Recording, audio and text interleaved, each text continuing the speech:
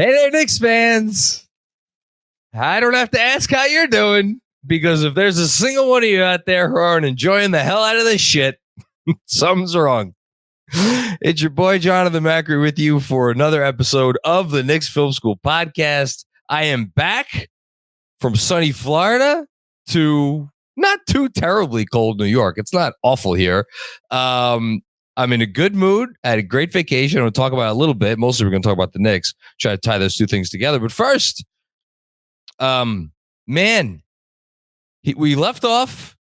He gave it to me on a silver platter. He said, Jonathan, I don't know if he actually said these words, but he said, I heard, Jonathan, if you truly believe in this team, you will pick them to do the thing that they are destined to do because the vibes are immaculate.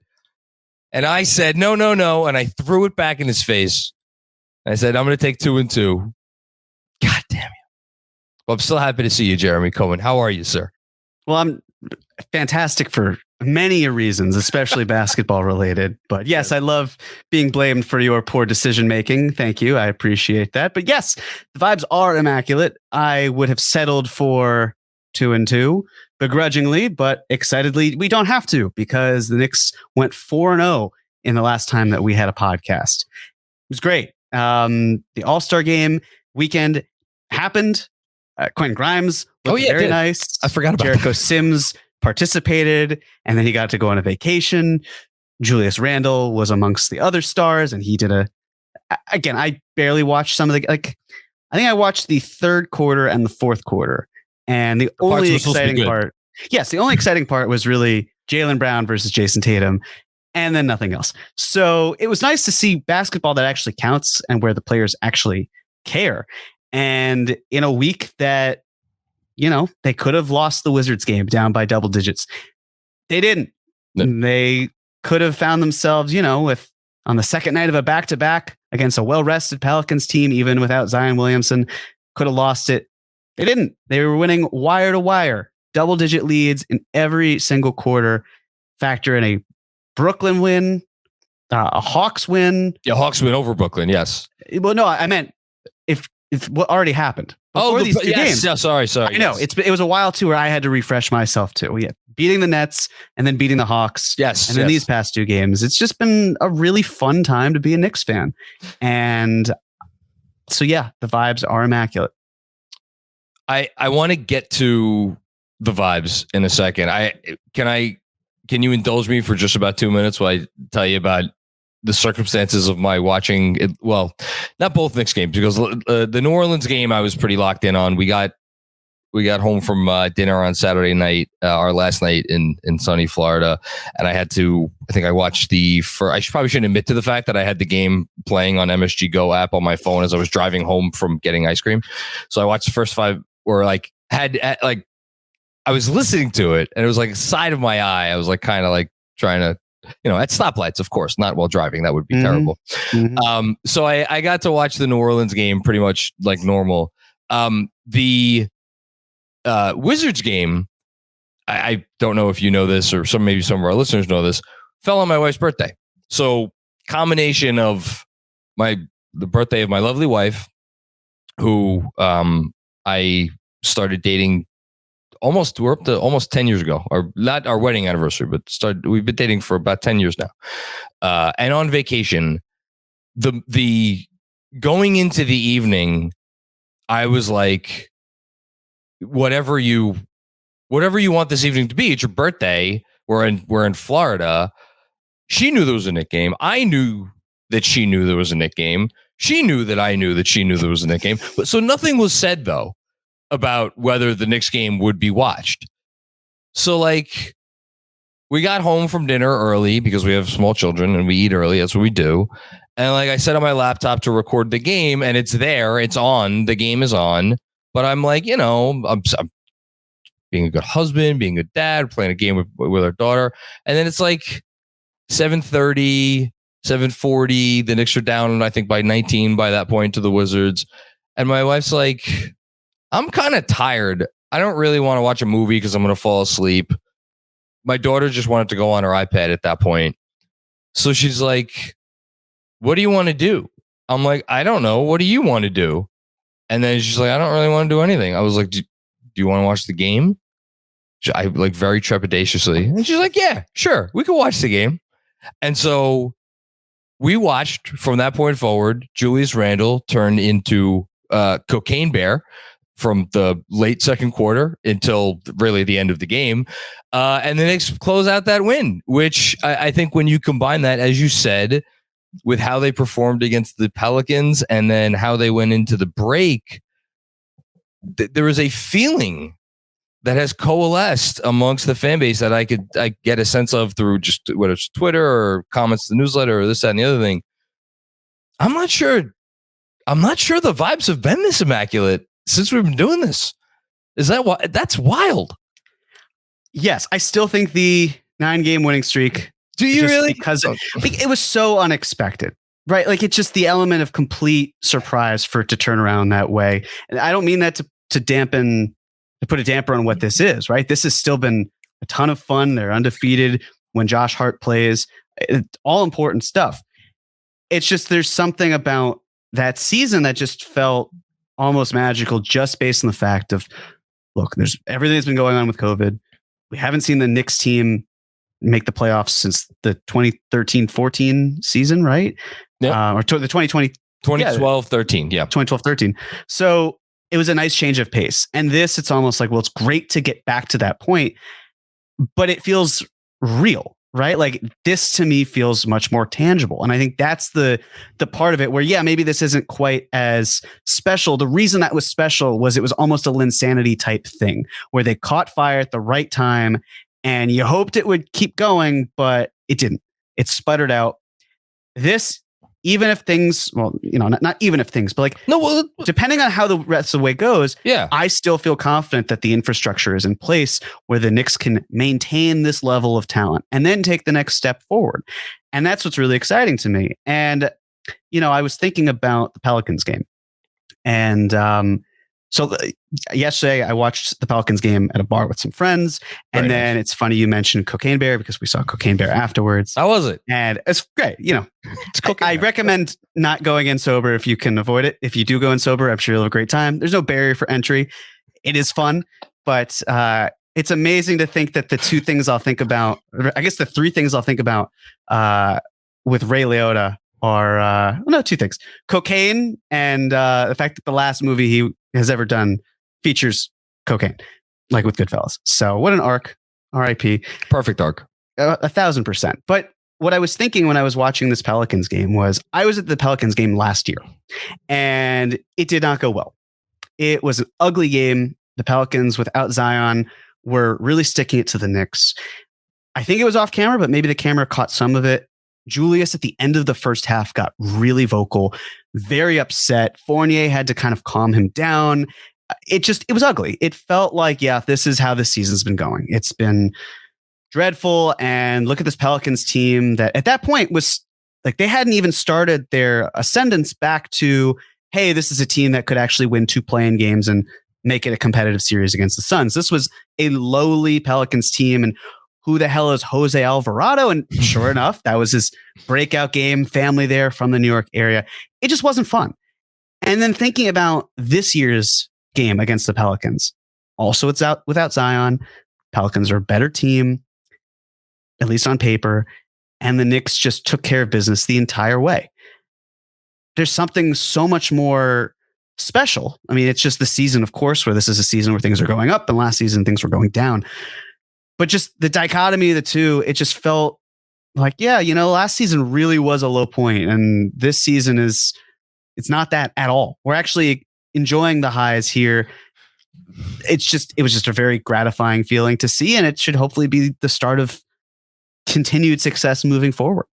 So let's just recalibrate for a second, because I think for me, at least, what you said a moment ago, where you're different, so your one sentence characteristic of the We Hear 9-game winning streak was it was so unexpected, right? Mm-hmm. But you added an important caveat to what's going on now, which is that this feels more real. To me, I remember the feelings of the 9-game winning streak very well, where I got to the point where I would just get on after games in front of my laptop and just start laughing because I was like, is this really happening? and again, it's like you forget the team. What were they? 2 games under 500 when that winning streak started, or 3? They were in danger of not. I mean, probably not missing the play-in, but it was not, certainly they weren't thinking about the 4 seed. So yes, it was completely out of nowhere, and that made it very fun and very cool. But even at no point during that winning streak, I mean, I'm sure things were said on post games that I'd rather not go back and revisit. But at no point during that streak were we the Knicks have arrived. The Knicks have ascended to a new level of NBA, up the totem pole in the NBA hierarchy. What's going on now? They won 5 in a row now. And I had this stat on Twitter today. You probably saw, going back to when they went with the 9-man rotation, which we're damn near close to half the season. It's 39 games. They're tied with the Denver Nuggets, the first place in the Western Conference, soon to be 3-time MVP, Nikola Jokic led Denver Nuggets for the second best net rating in basketball. They're only trailing the Memphis Grizzlies. Them and the Nuggets over that 39 game stretch are the only 2 teams that have a top 9 offense and a top 9 defense. Shout out to the Thunder, by the way, who are ranked 10th in both. Good job by them. Over that stretch, at least. I don't know, Jared. Look, we're not about to get on here and say the Knicks are they're contending this year. They the wait is over. No, that's not what this is. But this team is good. I not say that they can't lose in the first round. I think Benji even went on after the Pelicans game and said if he had to pick right now that they probably would not pick them to win a playoff series. I don't think I would either. Would you pick them to win a playoff series? Yeah, I was thinking about this today, and I wouldn't. And the beauty of that is we're not at the point where that even truly matters. And I know you're not suggesting it does. Yeah, it doesn't. Just get back to where you were and you're on even footing and you keep going. Because one of my worries, and it's not a huge worry, mind you, because I'd love to sit here a few months from now and be like, the Knicks won a first round and that's fantastic and let's do it. It's the expectations that then follow. Yes. Because the way that it works, sports is not linear. Progression is not linear. A worry of mine, and it's if we had to worry about this, so be it. But it's that the Knicks would make it past the first round. And then that's the bar, right? Okay, the Knicks made it past the first round. Now they have to get past the first round again. Otherwise, it's a huge step back. And again, we can talk about this when the time comes. There's plenty of, they have to make the playoffs first. I was about to say above the play-in. We're getting way ahead of ourselves. Long way to go. But it's the sort of thing where, to me, it's just you're proving. The whole goal was to prove competence, and the Knicks have been proving that they've been competent for the entire season. But they've also been proving that they are a legitimately good team, and we're now at the point where we can figure out how many quality wins they've had on more than one hand. Right? Isn't that a level above though? It is, but it's in between. Hey, this team did something and demonstrated it in the playoffs, and it's the perfect cover to me. You either exceed expectations, which is a young team doing well, or the Knicks make it to the playoffs and they don't get to cause a lot of noise, and we can still rest on our laurels and say, well, it's a young team. We're figuring it out. To me, it's the win-win. It is playing with house money. It always kind of has been. And we could even look back on last season, it was miserable. It sucked, but they grew, they improved. They turned the 11th overall pick into 3 future firsts that we can then see them try to parlay not so much into a star, but into really good talent that helps support the infrastructure. So when the time comes for a star, you're in a good spot. You could do it for whatever. It could be trading up. It could be a multitude of things. But it's that sort of thing where maybe a step back wasn't the worst thing. Maybe it's actually, 1 step back, 2 steps forward type situation. Hold the thought on that, because we have a question coming up on specifically that notion of whether things would be viewed differently if they didn't maybe take that step back. One more thought on this is just because I don't want to get too much into the details, because we'll talk about certain things when we give out our game ball. But if you look at what, again, they're not a contender, but if you look at what gets teams into that conversation of that next group outside of contender status, you still need the same basic components. And with how Julius Randle is playing right now, with how Jalen Brunson has played really the entire season, with how their component parts not only are playing individually, but how they are functioning together as a group and the roles that they are serving and how those roles seem to translate to success, not in specific situations, but against pretty much all NBA teams. Like what they have to bring to the table, what Emmanuel quickly brings to the table, what Josh Hart brings to the table, what when Quentin Grimes brings to the table, and I'm going to say his name, what RJ Barrett brings to the table, if he continues to play like he's done these 2 games after the All-Star break, when you put those guys, I didn't even mention Mitch, around their top 2, well, man, that's I'm as excited as I've been about the prospects of what this team could do at any point since 2012-13, which again, that for me supersedes the We Here season. And for that reason, for me personally, this goes beyond even the 9 straight. That's for me, but I understand your point of view. And I think, we're quibbling here, but yeah, it's just, things are really good. I don't know how many other ways we could say it. We'll get into the details throughout the episode. We should probably say, so who are we laughing at? Andrew has here, week in review, the opponents, LOL Nets, LOL ATL, LOL KP, and then AOL NOLA, LOL NOLA. That doesn't have the same. Listen, ATL has an L in it. We could have sent ATLOL. We could have done. I like that. We could have done instead of NOLA, we could have done LOLA, right? Lola, LOL, yeah. Like something. Poor job, Andrew. Just why do we keep it wrapped? I have no idea. Oh man, no, it's I enjoyed laughing at the Nets and the Hawks before the break. I'll just say that. That was fun. And I noticed as an aside, the Wizards lost to the Bulls tonight as we're recording this on Sunday evening. Guess who didn't play? Kristaps Porzingis. Interesting. Shocking. Yeah. For that guy to miss a game. Meanwhile, we have an Iron Man suiting up for us every night. That is just, we'll talk about him in a bit because I want to save those thoughts. Okay. Let's do a quick injury report presented by our friends at Weiss and Rosenblum. Don't forget, call Weiss and Rosenblum today if you think you have a case, 212-366-6100. You could also visit them at weissandrosenblum.com for more information. No case is too big or too small, and personal attention to your matter is their number one priority. Consultations are free, which is why I always start off by saying, if you think you might have a case, just give them a call. They'll tell you anything you need to know. Free of charge. They won't ask for anything. They'll just give you the lay of the land. If you do have a case, they don't get paid unless you do. One more time, 212-366-6100. Previous results don't guarantee future outcomes. Speak with a veteran attorney. Don't speak with a rookie. The Knicks are a team of veterans, young veterans. How great is that, right? Mm-hmm. To have a team of young. Emmanuel Quickly is the youngest veteran in the league. I don't care how old he is. He is the youngest veteran player in the league. RJ Barrett seems like he's been around for about 10 years already. Only a 4th-year player. We don't have an injury report because everybody's healthy, which is great. First time in a while. Nice. Yeah, first time in a while. Hopefully it stays that way. Look, there's 20 games left. Someone's probably going to get banged up at some point. Maybe they'll even selectively rest guys at the very end of the season. Wouldn't that be nice? If they were in such a position to do that, but we won't count our chickens before we hatch. Okay. So this is what you were getting to before. So we have an essay question. Andrew, do you want to pop in here for a half a second? Sure. What's up?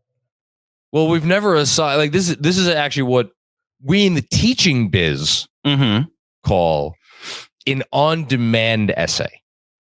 Ooh, an on-demand essay. An on-demand essay where you are given a topic at the top of class. Some teachers will give students a heads up maybe the day or two before. Some won't. And you would just be expected to write on that topic for 45 minutes or however long your class period lasts. So this is our first on-demand essay in live podcast form. Do you want to give the assignment?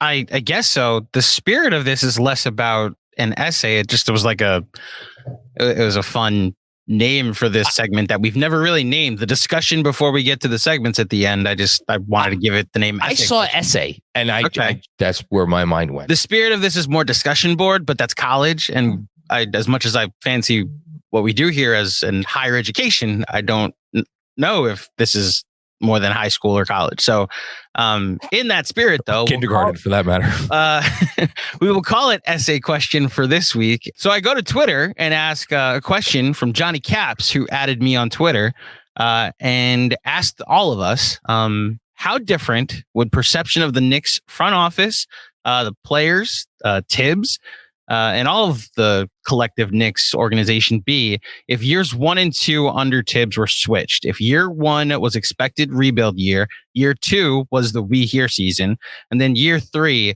was our current year.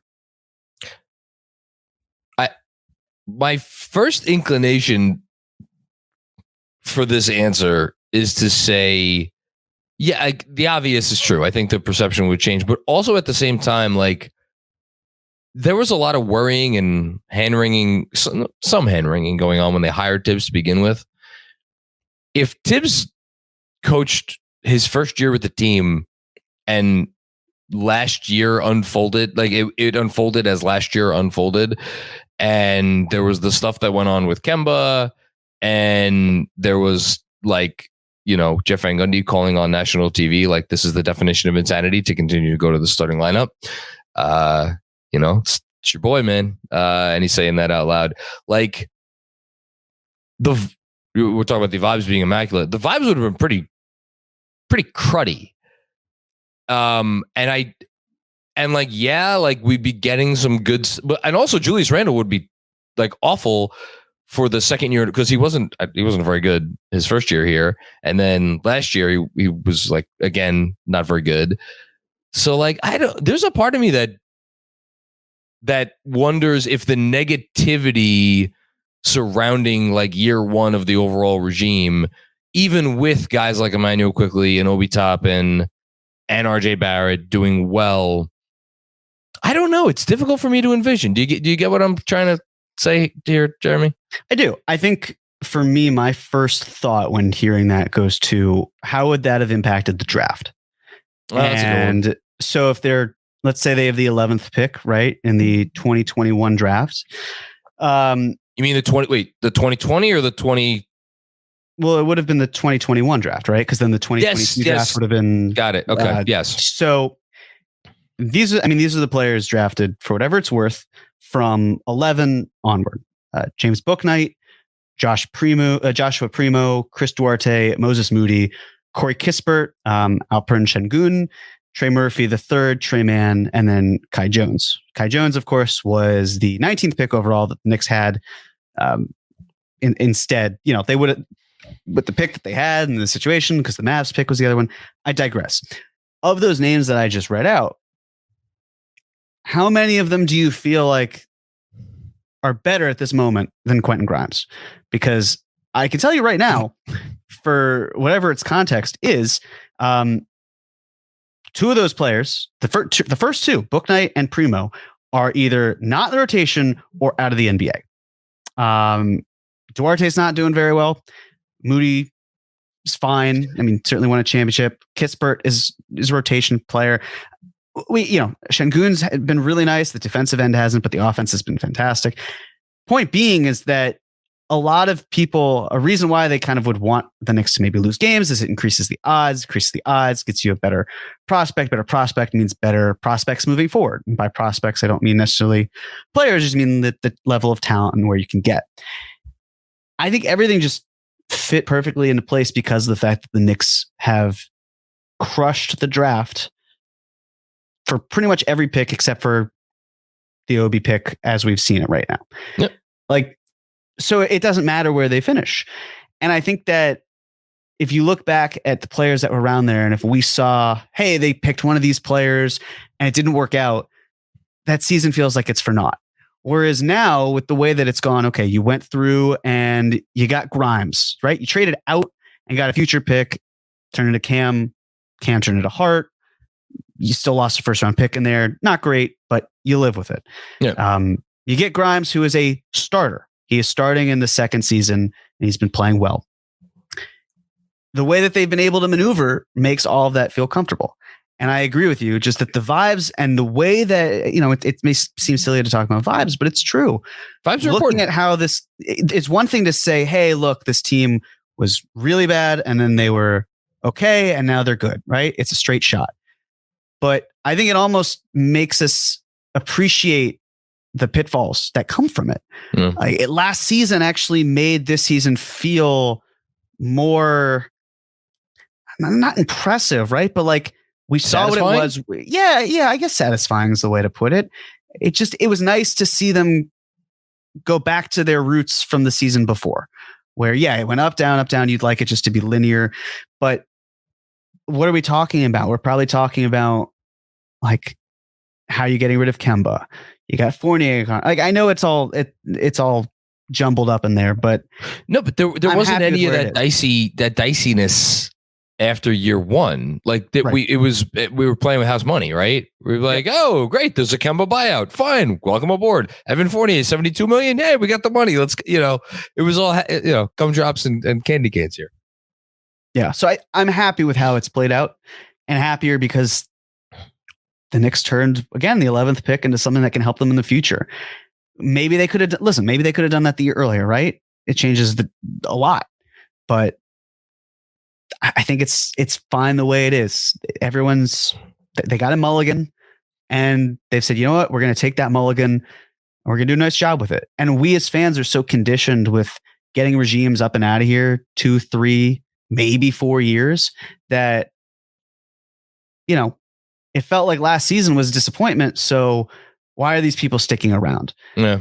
And we wouldn't have had that. It would have been, I think as a fan, it would have been easier in the heat of the moment. Like last year, we don't have those moments of like, should Tibbs be here? Should we even have the conversation about him being here? It's very much like low expectations season 1, building on something season 2, everything's good season 3. So I think as someone who talks about the Knicks in this sense, and maybe you agree, it would have saved us a lot of headaches. It would have saved us a lot of stress. But with all that comes the success of what we're seeing now, which makes all of that feel validated in some way that, it was bad, but look how good it is. And we get to enjoy the good because of what we went through and that sort of thing. So I'm at peace with the way it was, and hopefully fans out there are too. That's really well said.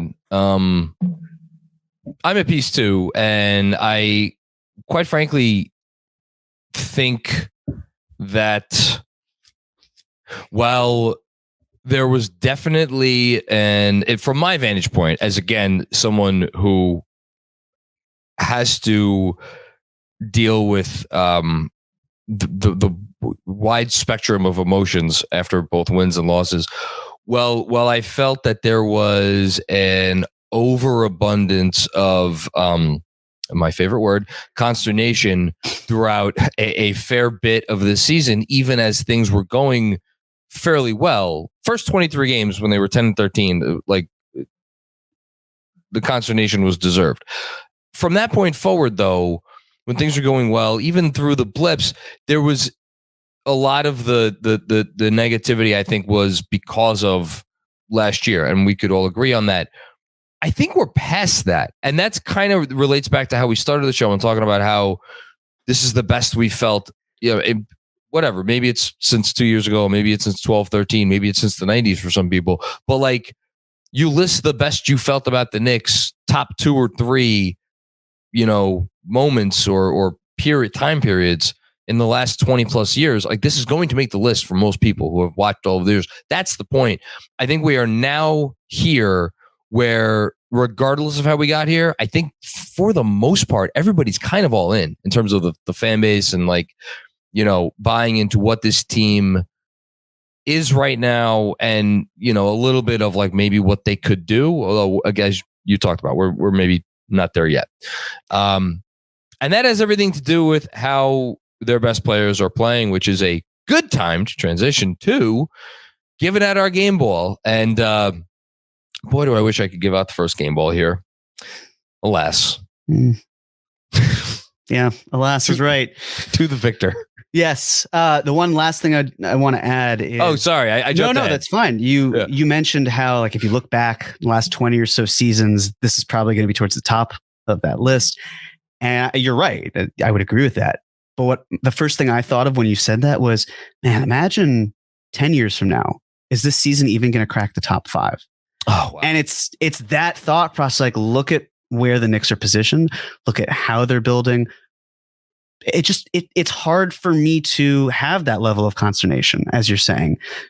There are going to be bumps in the road. There are going to be things we don't like, and we'll react to them accordingly. But man, like, it's a well-oiled machine that can draft in the later half of the draft of the first round, that has plenty of picks to play with, that has plenty of young talent to include both in the future. And if it's for a star that legitimately catapults them into complete contender status, like, the sky is the limit. And that's why I just feel so good about this team. And it's nice to know, hey, yeah, the Knicks traded a first round pick for Josh Hart. They have another one thanks to the Dallas Mavericks. They might even have another one after that, depending on how the Wizards do. So with all that said, yes, it is my turn to give out the game ball. I'm going to read through the list of candidates that we have. And hold on, let me set my timer. Yeah, it's a long list, which is great. So if you're ready, I will begin. Go for it.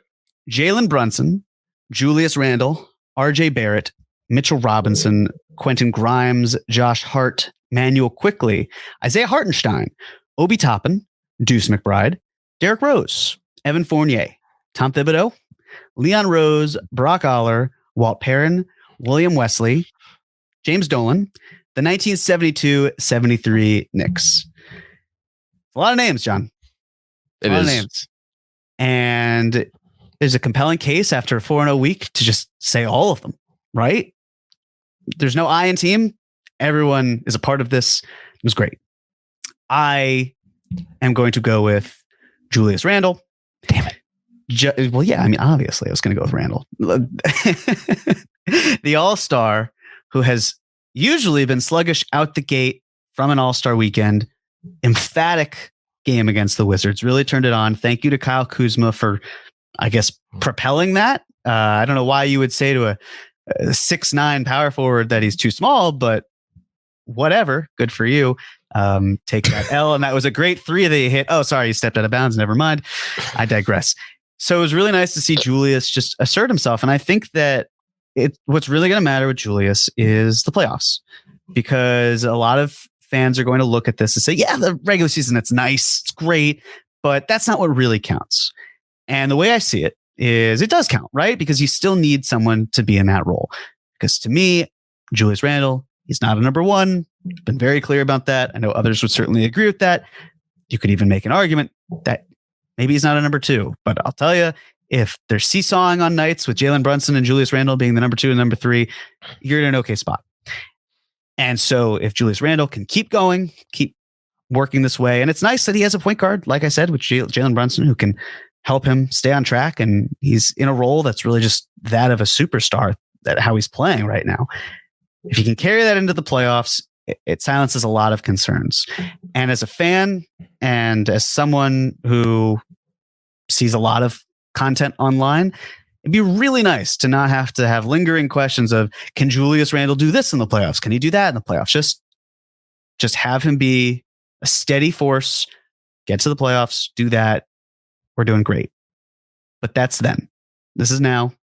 And right now, these past 4 games and the week in between at the All-Star game, Julius Randle is absolutely getting the game ball. DJ Zulo, I think, had the tweet. Andrew, correct me if I'm wrong. Yesterday, one of the days, with picture Julius Randle and saying top 15 player in the NBA right now. That's inarguable. The way he's playing at the moment, and like really, you could kind of go back a few months. I know there's been some ups and downs even within the general like plateau that his season has had over those last few months, as is going to be the case with any NBA star.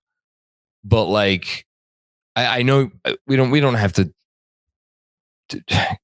go through the like, well, you know, what is a number two really, and like how, you know, what's the pecking order. Like I find that we get so bogged down in those conversations because NBA history demands that we do. because there's just such a clear dichotomy of like, if you don't have this level of player, you're not going to win a championship unless you are one of 2, maybe 3 teams in the last, since the 70s, right? Unless you are one of those exception teams. So we don't have to do that, but like, man, again, just the way he's playing, right? It seems like a while ago, and they almost kind of got lost in the shuffle. But when Washington was making a push to win that game on Friday night, Julius Randle, with 5 minutes to go in the game, hit not 1 but 2 like back-to-back step-back threes.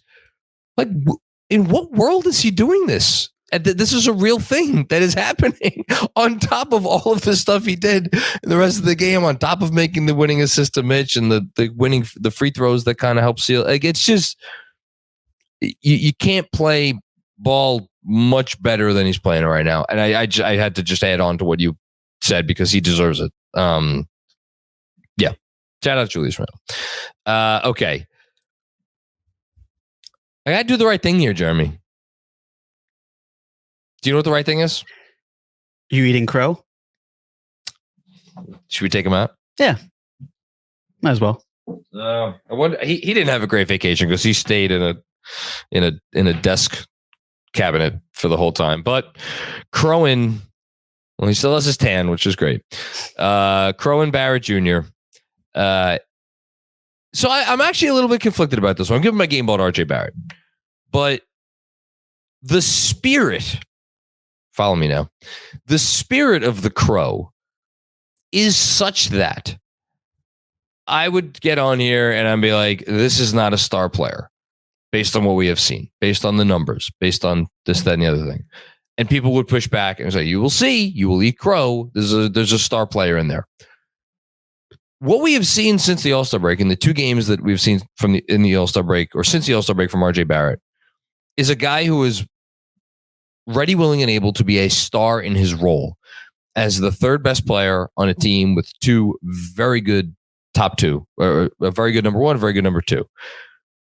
So, like, sure, I'll eat the crow because, like, it's crow. You got to eat it sometimes. But I don't know if it really is fully, I promise, I'm not trying to get out of my responsibilities here. I don't know if it's fully deserved at this point, because this, to me, what we have seen from RJ Barrett, which is why I'm so happy to give him the game ball, my game ball this week. What we've seen from him these last 2 games, especially, really playing within himself, giving us more on defense than we've really seen from him for much of this year, making the extra pass, going after a rebound in a way that maybe we haven't seen a whole lot of this year. Like, all of the little things. Can it get better? Yeah, it could always get better. But like, that's just being a star in your role. And that's what this team needs from him. And if they get that from him and everybody else is doing what they're doing, well, then we could have some really interesting conversations come playoff time. So giving him the game ball, I'll eat the crow, but I just, I want all that noted for the record. That's all. I guess for me, it's just, I just wish we could have a better sense as to which RJ Barrett was showing up to work on a consistent basis. That's the challenge, because we can talk about, and we have, like, I've been highlighting more of the negatives recently with RJ because, and they're valid negatives. But with that said, it's so easy to lose focus of the fact that he's one of the best scorers. What he does with the ball when he goes downhill might be another story, but his instinct for scoring is up there. It's just a matter of how he's able to do it and if he can do it at an efficient level. With that being said, you said earlier, like, it feels like RJ has been in the league for a while. It's his 4th season. And I mean, 22. Just think about how much time has really passed since then. Like, he had such a miserable rookie year, and the second year, of course, is interrupted, right? But the second year is interrupted. No. Yeah, no. First year was interrupted by COVID. Yes. Yeah. And so he didn't have a normal off season. And the second season, he's in this 3-and-D role where he's doing well. And then the 3rd season, everything's collapsing with the whole team. And now you have this year where it's just, there's good, there's bad. It's just hard to find out which is going to show up. But he isn't. He's thriving in that role. And it's nice that he doesn't have to have the pressure of being the number 1 or being the number 2. If he can just be consistent as who he is, it opens up a lot of opportunities. So I certainly hope that we can see more of what we saw this past weekend, even when he didn't have it going, right? Maybe he was not efficient against the Wizards. He wasn't closing the game. The Knicks are blessed to be in a position where they don't even need to have him close games because they've got a next man up philosophy with players who are capable of being that next man up. And then you saw what he did against the Pelicans, and second night of a back-to-back, shook it off. He was a nice constant force. So yeah, it's funny how we can still just talk about him as if there's just so much room to grow, and there is. But we also can lose sight of what he does provide as a third option. And a lot of other teams don't have someone like that. But I'm trying to think before I say this. Maybe I should look this up, but I'm going to say it. Like, haven't we had guys make all NBA teams being maybe not the third banana? Because I don't know how many teams have had 3 guys on all NBA team in the same year, like maybe 1 or 2 examples. But I guess more it's like the spirit of a guy playing this way, like a Drew Holiday. To me, this is Drew Holiday's role on the Bucks, right? Like Giannis is Giannis. Chris Middleton is going to be your lead pick and roll ball handler in playoff games. Well, then by like de facto, like Drew Holiday's your number 3, right? The Warriors team is, again, not an ideal example because they're some of the greatest teams of all time. But like, even if you want to go with like Steph as your number 1 and like Draymond as not your number 2, but like your defensive engine and essentially the point guard on those teams, like who's your number 3? Well, Klay Thompson's your number 3. Klay Thompson, I thought, had an argument for being a top 75 player of all time. Like, we have seen guys in this role excel to the degree where they can really carve out, careers that are notable, like NBA history level notable. So I don't think that RJ needs to, if he's going to continue doing this, you spurred this thought process because you were like, he can continue to grow. He can continue to grow doing like in this sort of role. Like, I don't think that that's crazy. And continue to get better and continue to gain accolades and the whole thing. And then guess what? When someone goes down or when, maybe the team makes a trade or whatever, and he needs to step in and do more, we've seen him do that too.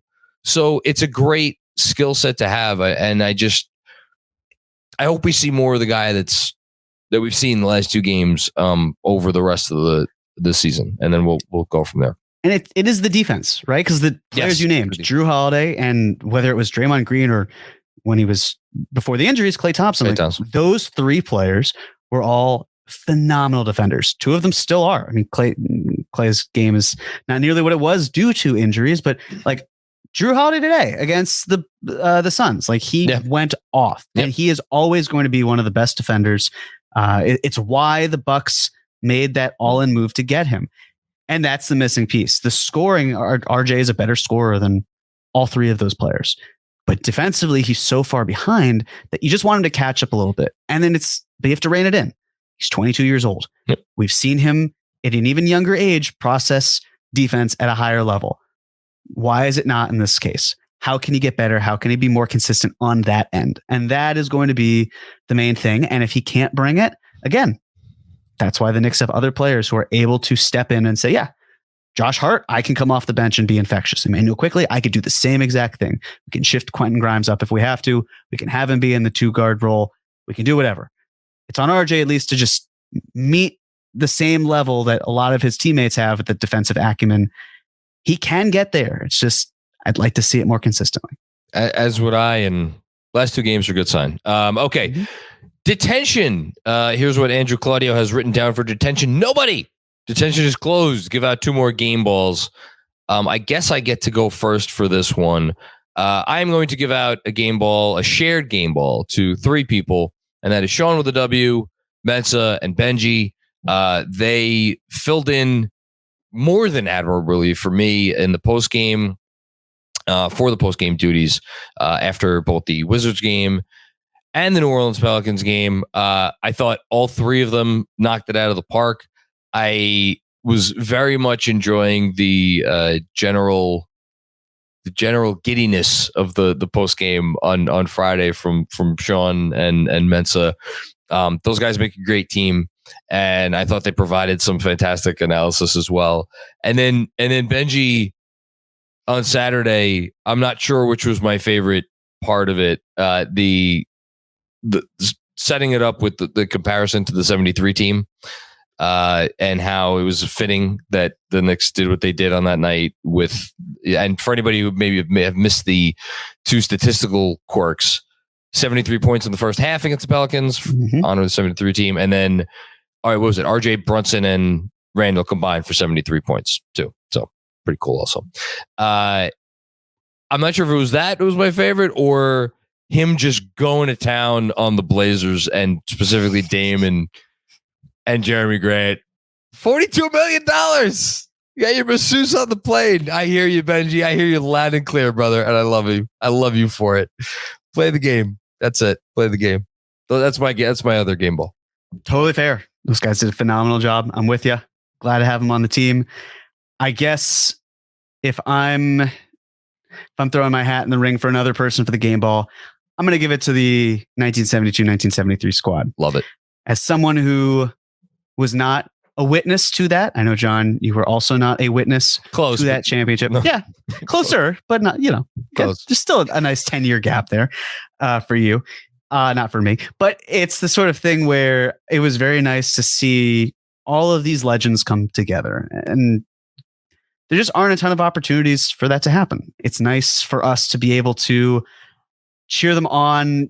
Like I don't come from Knicks fans. My parents don't care about basketball. So a lot of this has been self-education for me, but I can imagine that this team was a phenomenal bond for parents and their children, or grandparents and their grandchildren, or just loved ones and family friends, people that share Knicks basketball as a passion. And to be able to see these people in the flesh and celebrate them for, a super team. What was the trivia question? That 6 of the players from that team are in the Hall of Fame just based on their playing abilities. I want to come back to that in a second. Keep going. With Phil Jackson being the 7th for his coaching abilities. It's tremendous. And it doesn't even matter that that's the last team, right? You'd obviously hope that there were at least one in between then and now, but just that's something we can aspire to and look forward to. And when Clyde was describing how you have to pay for drinks and have to pay for food, there's just all this love that's bestowed upon it from them winning a championship. And it's hard to not make me think about when the time comes, and it is a when, not an if, when the Knicks do next win a title, how we all will be able to remember that, and how maybe 50 years from that, God willing, we're all here, or, it doesn't have to be 50, but let's say it is. The ability to say to our loved ones, hey, you got to remember that season. That was the coolest. This is what they were able to do. And it was not easy. And the road from that point to this point where they won to where we are now, it was rocky, but it was worth it. And I'm really happy for them. I wish that they all could be living for that opportunity, but I'm glad for some of them, their children were there to bring it home for them. So, yeah, just a really cool, special time. And I'm glad that the Knicks were able to celebrate a part of history that, especially with someone like Bill Russell passing, it's important to celebrate people and give them their flowers. So I'm really happy the Knicks did that.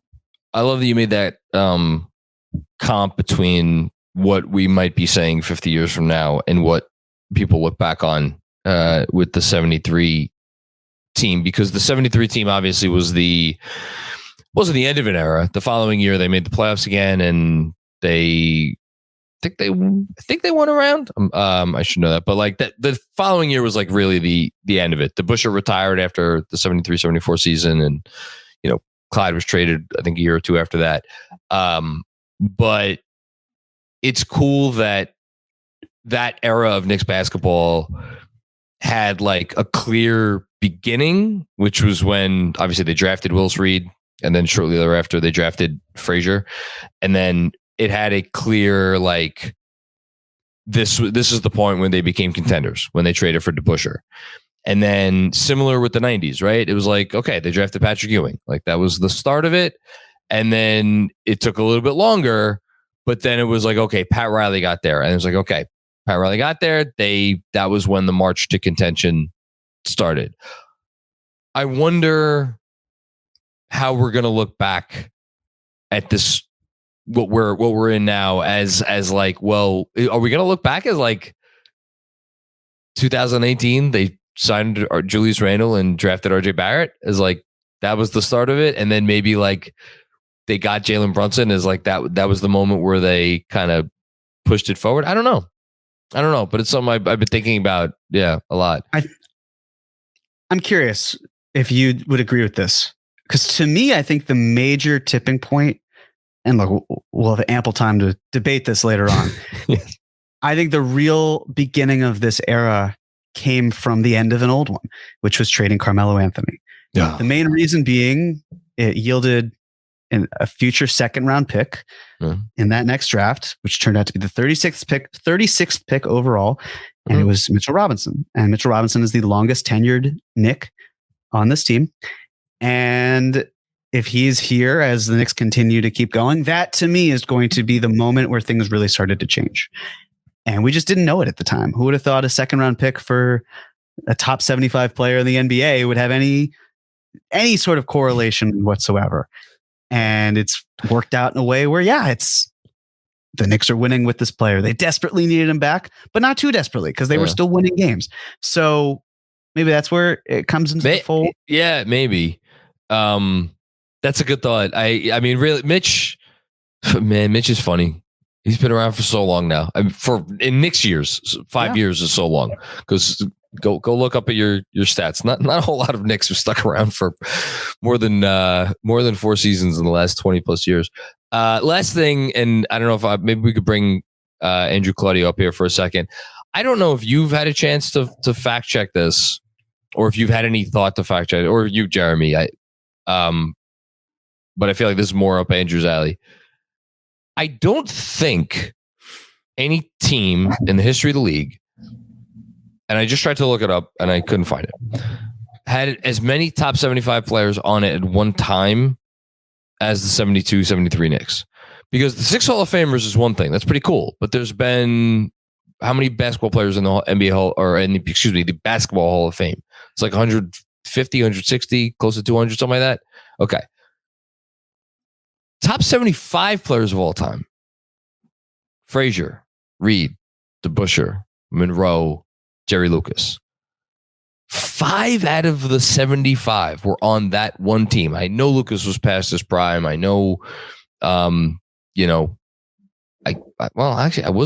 Earl Monroe past his prime? I don't even know that. But like Reed certainly was nearing the end at that point. But still, 5 contributing main guys. That I think that's a record. I don't think anyone. Can't imagine anyone surpassed that. If anything, maybe one of the Celtics teams, because they had Walton and they had the big 3, but I don't think they had. Who was their 5th? I don't know if maybe I'm missing someone that was on one of those teams. Maybe one of the old Celtics teams, way back when. One that comes close but does not get it done is the 2003-2004 Lakers team. Because that had Shaq, Kobe, Malone, and Payton. Gary Payton. Or for that matter, the 2020-21 Lakers with Anthony Davis, Carmelo Anthony, Russell Westbrook, and LeBron James. It's true. That's another 4. Yeah. I think if someone surpassed it, it has to be one of those old Celtics teams. That's going to be my guess. And I'm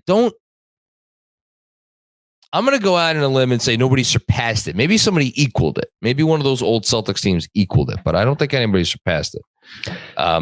You might be disappointed to find this, but Basketball Reference and StatHead do not have this sorted out. Most top 75 guys on. So this requires much more research than the amount of time I currently have. If some enterprising fascinating thing, though, I will say that. If some enterprising listener wants to go see if any team in NBA history ever had more than 5 players who ended up making the top 75 of all time list, feel free, and you could add us on Twitter and we'll give you your proper flowers. Sam Jones, the top 75? Yes. All right. So that's 1. Russell, Cousy, Havlicek. Yep. Only they 4. all made it. Only 4 on those Celtics teams. Yeah, but some of those Celtics teams, like there was some crossover. Like there was, like I feel like the years where Havlicek overlapped with Russell. Like, I don't think Havlicek ever overlapped with Kuzi. Did he? Maybe I don't. I'm in 60. Well, Kuzi's last year was a 67 final. When did Havlicek start? Havlicek's there too. Okay, so then maybe one of those years. That's is Don Nelson a top 70? No, I pray to God no. Him in that shooting form, please no. Top 15 coach of all time, certainly. Not according to the voting. When did Kuzi retire? Hold on a second. Well, Kuzi was a player coach briefly with the Kansas City Royals when he pissed off Oscar Robertson, something fierce. But yeah. Is Sam Jones a top? Yes. Yes, Sam Jones is top 75. Okay. There's no crossover between Kuzi and Havlicek, by the way. I'm in 64 right now. I still don't see Kuzi. Yeah, Kuzi left the Celtics. I'm looking at it now. It's 63. Okay, great. And his last year, Havlicek's there. So, okay, here it is. Kuzi, Havlicek, Sam Jones, Russell.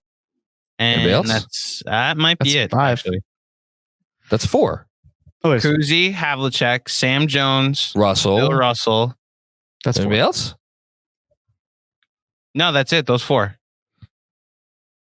Okay. Yeah. So there you go. There's no. All right. Well, yeah. This would be if we actually nail this would be pretty cool. Okay. Predictions? Do we have to? Man. Yeah. Fuck. Congratulations again. I'm happy. I'm legitimately happy. Especially again, it's just that it's annoying. I had a chance to take it. You gave it to me, and I spat at it. It makes you any better. I squandered some chances earlier, so you did squander. And I still don't have my 1-1 prediction from the beginning of the year, but I digress. Doesn't matter. I'm over it. You keep bringing it up till the day we die. Well, only if I don't win this year. There you go. Yeah. Okay. Got 4 games. Monday, Wednesday, Friday, Sunday, 2 at home, 2 on the road. Talk about just looking at the symbols. I mean, if this isn't a rivalry week, I don't know what is. Celtics at home, Nets at home on Wednesday, Heat on the road going into the bowels of South Beach on Friday, and then Sunday afternoon or night, Sunday night on ESPN going into Boston. So 2 games against the best team in the league, at least record-wise and net rating-wise for the year. And then a Nets game and a Heat game. Jeremy, I'm curious to see what you do here. I think I know what you're going to do, but I'm still curious. I've been thinking about this a lot, trying to determine which direction to go in. And at the end of the day, John, I'm drinking the Kool-Aid. I'm going 3-1. Oh, wow. You gave Robert Cross what he wanted. I did. It was not my intention originally. I was going to go 2-2. Robert didn't get into my head. It's more that I just looked at it and I thought, what do I want to root for? I want to root for 4-0.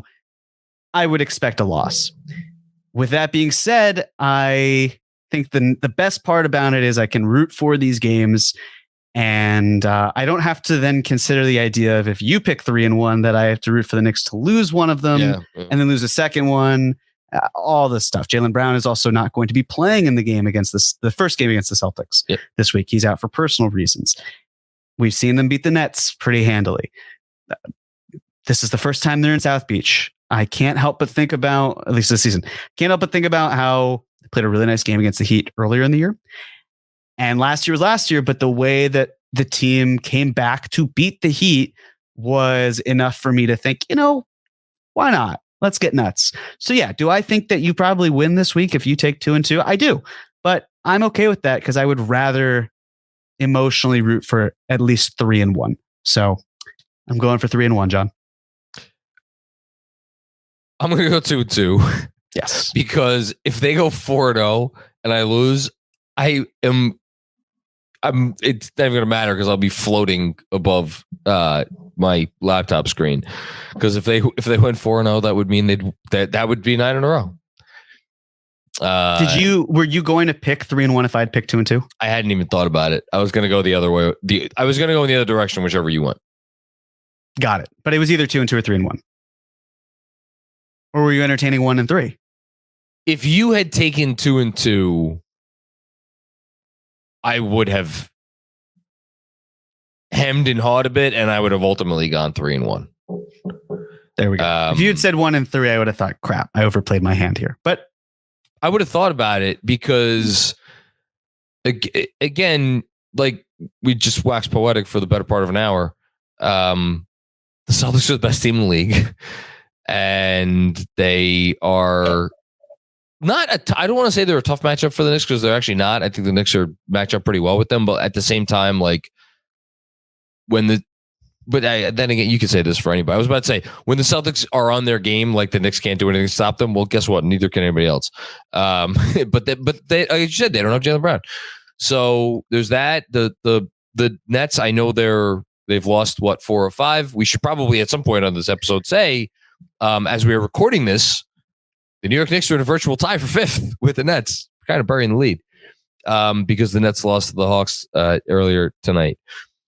So big game. I'm sure the Nets will come to play that game. Anything can happen. And then you're going into Miami. It's like it's a tough game going into Miami. But I don't have to worry about that. I'll take 2-2 and be happy with it. And if I lose, I'll be even happier. So there you go. Okay. Before we get out of here, couple of quick announcements. Let's do the playback announcement first because we'll get that out of the way. So for all of our Knicks Film School patrons, playback this week is going to be on Wednesday versus the aforementioned Brooklyn Nets. So if you are not a Knicks Film School patron and you would like to watch games with us, join. You just go to Patreon, sign up to be a Knicks Film School Patreon. I believe it's the Carmelo Anthony, the Mellow tier or above. You get to hop on playback and see us talk about the game as it's happening, and you get analysis and insight, and Andrew waxing poetic about a big stupid dragon jumping off a ladder onto a box. Yes, and John hating the fun things that happen during the timeout breaks. You get to see me actively hate fun. Yes, it's great. Yes, it's wonderful. Sure. Your vacation was lovely. You just sat there, right? You didn't do anything. You just sat there, or did you go have fun? I relaxed. Yeah. So you just sat there. I was in the pool a lot of the time. Oh, that's fun. Look at you. Speaking of which, sorry, real quick. Shout out to Benji, not our Benji, a Benji that I met down there who was a big fan of Knicks Film School and happened to be staying where we were staying and introduced himself. Very nice guy. Did he not wax poetic about his acting credits?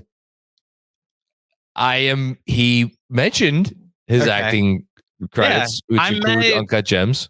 Okay, so there you go. He was in a portion of the movie Uncut Gems. I met someone that's I don't know the specific title, but someone that is like one of his people at a dinner over Christmas, and it was like, oh wow, and he like made the connection. Yeah, Knicks Film School. He's a big Knicks fan, and I was like, oh yeah, great, thanks. Giddy up. So okay, big announcement. Who wants to do it? Jeremy. Am I doing it? Jeremy. Okay. I will do it. On March 11th for the Los Angeles Clippers game, we are going to be doing a watch party in real life. Been toying with it for a while. You can still see the watch parties as a patron online, but there's no cost of admission to join us at Penn 6 for that game. It's something we're all really excited about. It's something we're really trying to do moving forward.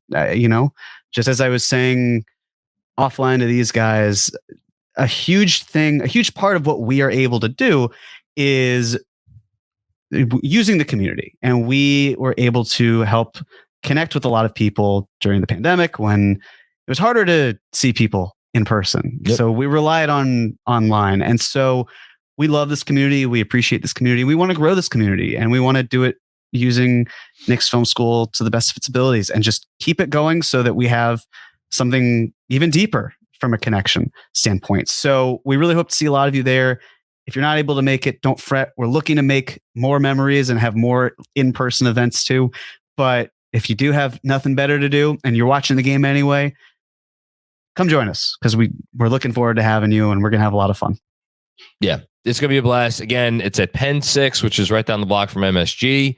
We'll be there a little early, 3:30 for a 4 o'clock tip-off. I'm sure we'll be there a little late. So if you're going to the game, you want to stop by beforehand, you want to stop by afterwards, feel free. I believe we'll be upstairs in the lounge, although I have a feeling we may pour over into the bar downstairs. We'll see. We'll see how many of y'all show up. But we look forward to seeing anybody who does. And on that note, I think that's it, right? One minor correction. Yes.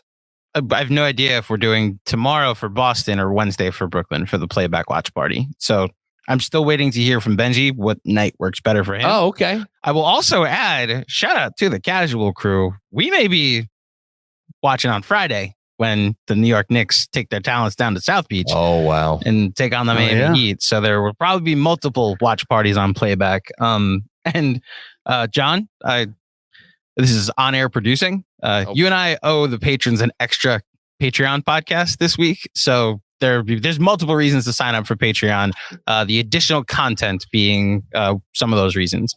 And just like a personal plug, follow Knicks Film School on Instagram and then like our Facebook page. I've been upping the posting and updating of those two platforms. So they actually get seen by people. Just check out some of our stuff in those platforms as well. Instagram at Knicks Film School. It's the same thing as our Twitter. So Instagram, Facebook, and Twitter, obviously. So before we go, who are you guys more worried about from now until the end of the season? Nets, Heat, or Hawks? No. Wasn't actually one of the answers. Nets, Heat, or Hawks? Probably Atlanta because of the new coach bump. But other than that, I don't. In the words of Sean with the W, I don't worry about teams behind us. Oh wow! Well, Yeah. the Nets are Tied, so it's soon to be behind us. okay. For me, it is also the Hawks who have the starting lineup with the best net rating, right? Out there. Yeah. And It's them or they just got a Golden new State, good but coach. to your point, they have a starting lineup that actually really plays well together. You know. Yeah. So I think it'll come together nicely for them. And I think they're the best of that three. Who are you gonna say? You afraid of the team that lost to Charlotte? My inclination is to make it 3-for-3 Hawks. Who are you afraid of? It's Hawks, I think. Right, but your inclination to not go 100% Who do you in is think? what? You're afraid of the team that lost to Charlotte for the second time the other night, or to the team that lost to Milwaukee without Giannis, or to the team that signed Kevin Love and fixed everything, right? The minus 0.5 points, not per 100 possession, but they have a minus 0.5 scoring margin per game on the year. The Miami Heat do. Losers of 4 in a row. Mm-hmm. I hate that the Knicks, if they played in the Southeast, would have a 2.5 game lead as the division leader. And instead, they are the 4th best team in the Atlantic division and are 9.5 back behind Boston. But that's just the cards they've been dealt. That's okay. It's crazy. This is wild. The Heat are, and again, this isn't their offensive rating. This is just how many points they score per game, and they play at a very slow pace. The Heat score 108.1 points per game. The next lowest team in the league in terms of scoring per game is the Rockets at 109.6. After that, you have to go to, my God, the Magic at 110.8. Man. Can we just put this to bed? The Miami Heat have the 5th worst net rating in the sport. Do they really? Is it? They're 24th. They're 24th. So they're 5th worst offense. They're 5th in offensive rating, and then they're 5th worst offensive rating. Their defense is decent. Their defense is fine, but their net rating because they can't score is still 24th in the league. It's negative 0.7. So it's 24th. The 6 teams behind them are Orlando, who started off 5-20 and have been playing better since. Indiana, who had that stretch without Halliburton, which may decide the direction that season goes. And then 4 teams intentionally trying to lose games. Lose games. Okay. That's it. That team you're afraid of? Because LeBron went there and won championships? Because they drafted Dwayne Wade and built an identity around it? Because Jimmy Butler went there because he couldn't stand Ben Simmons? That hashtag is so intimidating. Because of Pat Riley. That's what this is, Jeremy. Of course. It's always okay. It's Pat Riley. I'm not the afraid hair, of man. I'm not afraid of almost 80-year-old. The Armani suits, slicked back. The suits, the hair. I'm sure he wears a Rolex, right? Mm-hmm. I mean, come on. It's Pat Riley. He's got to figure it out, right? Yeah. No, he doesn't have to necessarily. Oh, God. Yeah. I hope these aren't famous last words. Okay, let's get out of here. GMAC. Toodles. Thank you, sir. The famous last words are the Knicks losing on Friday, and I have to delete my account. Those are the famous last words. That's what I'm talking about. Yeah. Jeremy Cohen, thank you, sir. Anything for you before we depart? I think that's all. I'll leave it at that. Okay. Nothing. Sounds good. All right. Knicks fans, thank you for checking out another episode of the Knicks Film School Podcast. It's good to be back. I had a great time off and it was recharged the batteries, but it's good to be back for the stretch run.